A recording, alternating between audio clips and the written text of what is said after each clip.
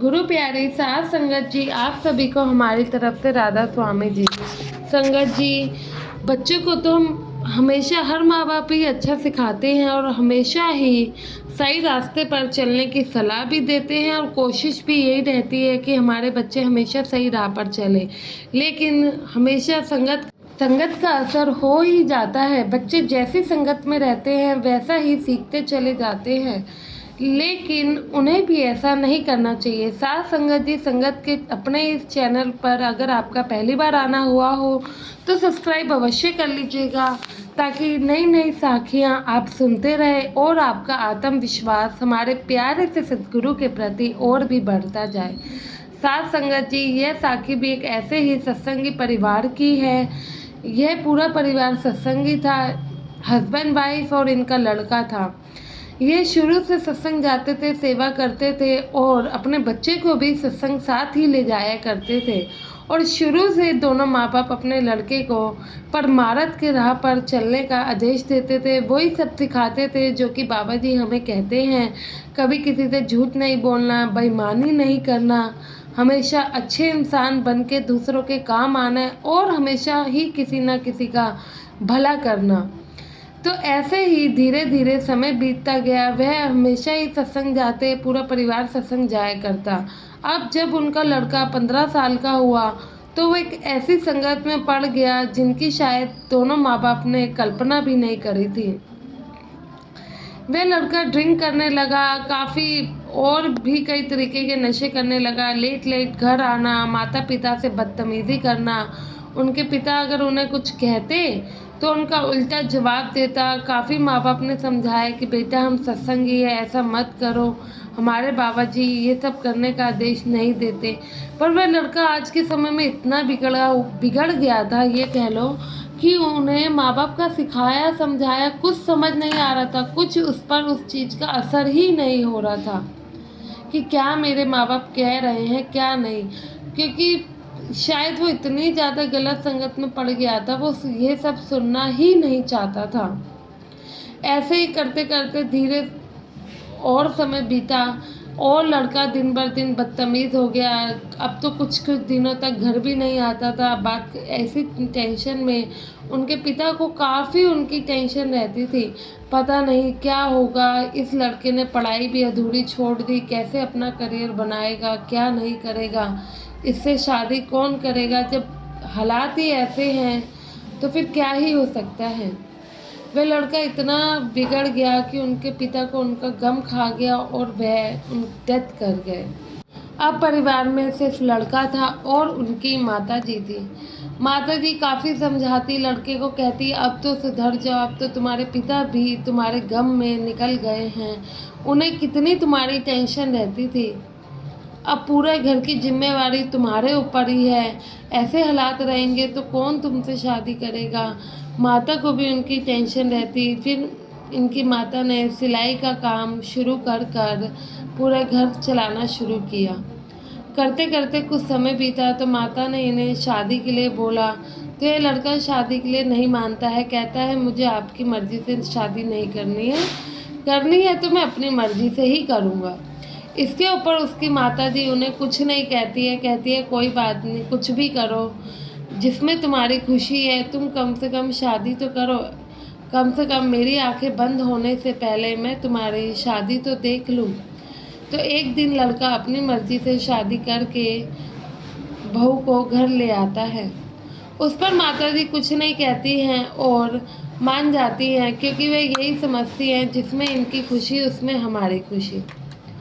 करते करते कुछ समय बीतता है, ऐसे उनकी माताजी भी गुजर जाती हैं। अब वह पूरे घर में मियाँ बीवी अकेले ही रहते थे। कुछ समय बीता, काम वाम तो जो कि उनका पिताजी ने खड़ा किया था वह सब दिन भर दिन होते होते बंद ही होता चला गया। फिर इन्होंने सोचा क्यों ना ये काम बंद करके हम दूसरा काम शुरू करें। यह लड़का पीर बाबा को मानता था तो वहाँ पे अक्सर जाया करता था। वहाँ पे एक दिन जाता है, अपने हालात के बारे में, घटना के बारे में, घर पे जो जो बीता है सब बताता है, क्या क्या हुआ है।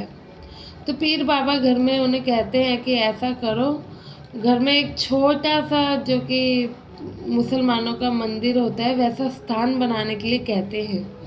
जब पूरा परिवार सत्संगी था तो इनके घर में पहले से कोई मंदिर तो उपलब्ध नहीं था।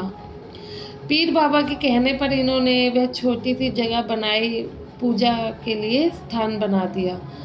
और लेकिन एक दिन इसकी नज़र बाबा जी की फ़ोटो पर पड़ती है जो कि रूम में टंगी हुई थी।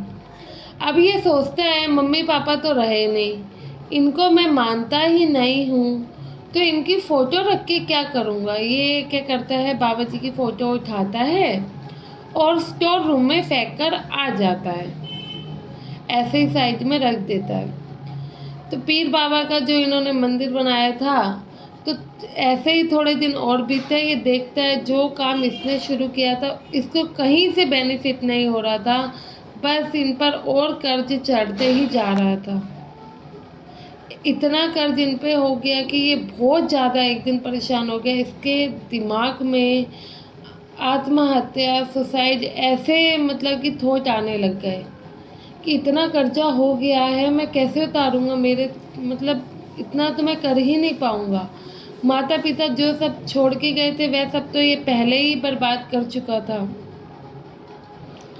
फिर यह इनकी बीवी भी थी, वह भी इन्हें काफ़ी समझाती है, लेकिन अब हालात ऐसे थे कि घर का खर्चा चलाना ही काफ़ी मुश्किल हो गया, तो ये भी क्या ही करता। फिर ये एक दिन स्टोर इतना परेशान हो गया तो उसी स्टोर रूम में जाता है। वहाँ पे फिनाइल वगैरह ये सब जो कि हम घरों में यूज़ करते हैं साथ संगत जी अक्सर, वो सब पड़ा ही होता है। वो जाकर देखता है और उसको पीने की कोशिश करता है। जब स्टोर रूम में जाता है, फिनाइल ढूंढता है तो इसे फिनाइल तो मिलता नहीं है, लेकिन साइड में पड़े हुए बाबा जी की जो फ़ोटो थी ये फेंक कर चला गया था, वो ज़रूर दिख जाती है। जब फ़ोटो देखता है तो अचानक से इसका दिल भर आता है, फ़ोटो को हाथ में लेता है, अपनी बाहों में भरता है और चीख चीख के रोने लगता है। माफ़ी मांगने लगता है, कहता है बाबा जी ये क्या से क्या कर दिया मैंने, मुझे खुद समझ नहीं आया कब मैं क्या था और आज किस राह पर मैं चल गया हूँ, और देखिए मेरा क्या हाल हो गया है। मैंने आपको कितना भला बुरा बोला, मेरे माँ बाप भी मेरे गम में चले गए, आज मेरी ऐसी हालत है कि मैं कुछ भी नहीं कर सकता हूँ, और मेरे पास इन जो मैं सोच रहा हूँ इस सब के अलावा कोई और ऑप्शन भी नहीं है। वह लड़का बाबा जी की फ़ोटो से बातें करता है, बहुत रोता है, बहुत ज़्यादा। तो रोते रोते कब उसकी आँख लग जाती है उसे भी समझ नहीं आता वहीं पर। तो उसके बाद उसे बाबा जी दर्शन देते हैं, समझाते हैं बेटा कोई नहीं, जो तूने गलतियां करी तुझे उस गलतियों की सज़ा तो मिल गई है, बस थोड़ी हिम्मत रखो, सब ठीक हो जाना है। बाबा जी इतना कहकर उन्हें दर्शन देकर चले जाते हैं। जब उसकी आंखें खुलती हैं तो उसे और ज़्यादा रियलाइज़ होता है कि मैं क्या करने वाला था। जो उसके मन में ख्याल आ रहे होते हैं वह सब निकाल देता है और बाबा जी से दोबारा माफ़ी मांगता है और बाबा जी की फ़ोटो घर में टांगने लगता है। इस सब बारे में अपनी वाइफ को बताता है कि कैसे उनके माता पिता सत्संग जाया करते थे, कैसे पूरा परिवार संडे के दिन और जब बाबा जी का भंडारा होता था डेरे में हर साल जाया करते थे, कैसे उनका पूरा खुशहाल परिवार एक साथ रहा करता था। जैसे जैसे इसने बाबा जी से दूर हुआ वैसे वैसे बिगड़ता चला गया, और कब इसके साथ क्या हुआ, माता पिता भी इसकी वजह से चले गए, पूरी बातें उन्हें बताता है। बीवी, बाबा जी तो हिम्मत देके चले ही गए थे, इनकी जो बीवी थी वह भी हिम्मत देती हैं, कहती हैं कोई बात नहीं, हम दोबारा से सत्संग जाया करेंगे और आप देखना बाबा जी हमारा साथ ज़रूर देंगे, हमारी गलतियों को माफ़ भी ज़रूर करेंगे और हमारे हालात भी ज़रूर समझेंगे।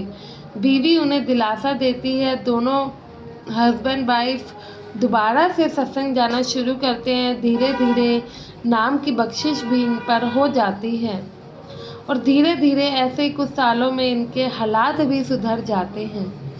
गुरु प्यारे साध संगत जी अगर आपका दिल सच्चा हो, मन सच्चा हो, सद्गुरु आपका साथ ना दे ये तो पॉसिबल ही नहीं है। बस अपने दिल में किसी के लिए बैर मत रखो, कर्म करते चलो, सद्गुरु जी उनका फल ज़रूर देंगे। नेकी कभी भी व्यर्थ नहीं जाती है और हमें कर्म बनाने ही क्यों है, क्यों हम किसी का बुरा सोचें। सद्गुरु की राह पर चलेंगे तो वो बैठे हैं ना हमें अपने आप संभालने के लिए। आशा है ये साखी आप लोगों को पसंद आई होगी, तो कमेंट में राधा स्वामी लिखना ना भूलें और संगत के अपने इस चैनल को नई नई साखियाँ सुनने के लिए सब्सक्राइब जरूर करें। गुरु प्यारी साथ संगत जी आप सभी को हमारी तरफ से राधा स्वामी।